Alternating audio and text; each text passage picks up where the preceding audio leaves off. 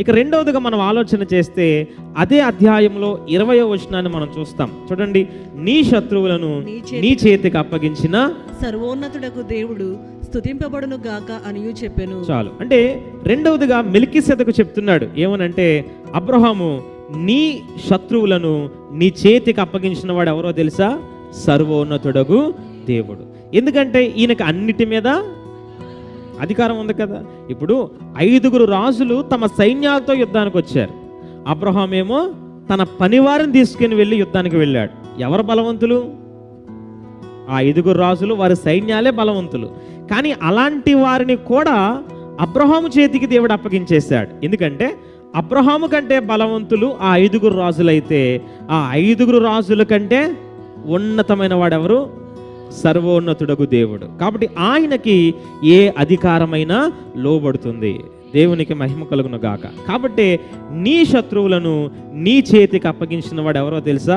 సర్వోన్నతుడగు దేవుడే. ఈరోజు మనం కూడా మన మీదకు వస్తున్న శత్రువులు, మనల్ని బాధిస్తున్నవారు, లేదా మన జీవితంలో కలుగుతున్న పోరాటాలు, మనకు ఎదురవుతున్న శ్రమలు మనకంటే బలముగా, మనకంటే గొప్పవిగా కనబడొచ్చు.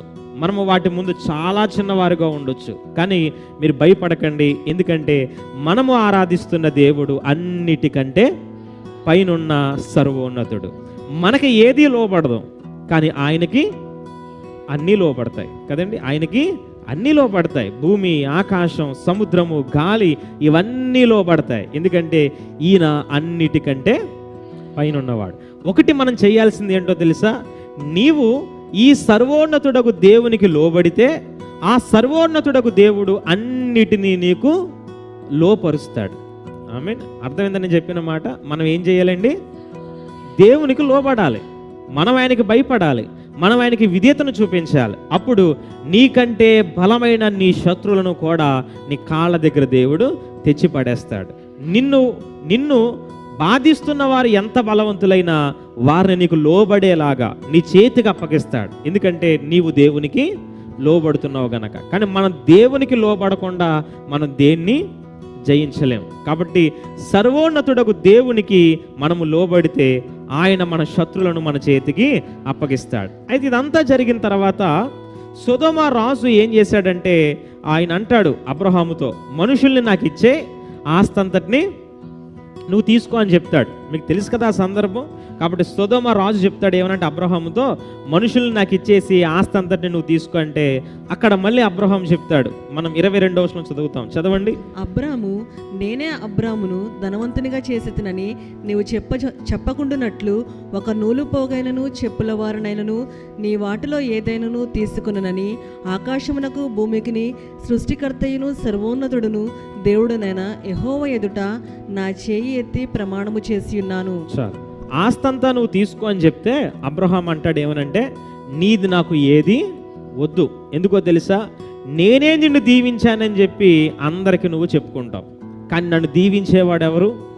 సర్వోన్నతుడకు దేవుడు. ఆయన దీవించడం మొదలు పెడితే, ఆయన నాకు ఇవ్వడం మొదలు పెడితే నేను ఎవరి దగ్గర చేయి చాపాల్సిన అవసరం ఉండదు. నిజంగా మన దేవుడు ఎంత గొప్పవాడంటే, అడవిలో సింహపు పిల్లలైనా ఆకలితో ఉంటాయి, కానీ యెహోవాను ఆశ్రయించే వారికి ఏ మేలు కొదువై ఉండదంటాడు ఆయన.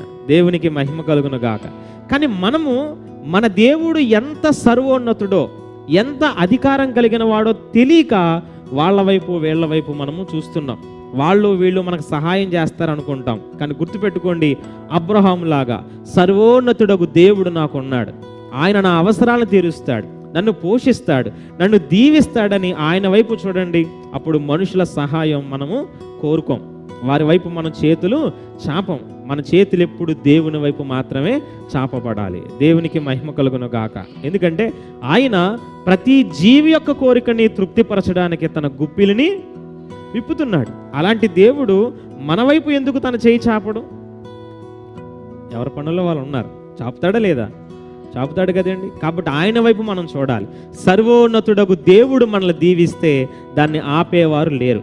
సర్వోన్నతుడకు దేవుడు మన పక్షాన ఉంటే మనకంటే బలమైన శత్రువులను కూడా మన చేతికైనా అప్పగిస్తాడు.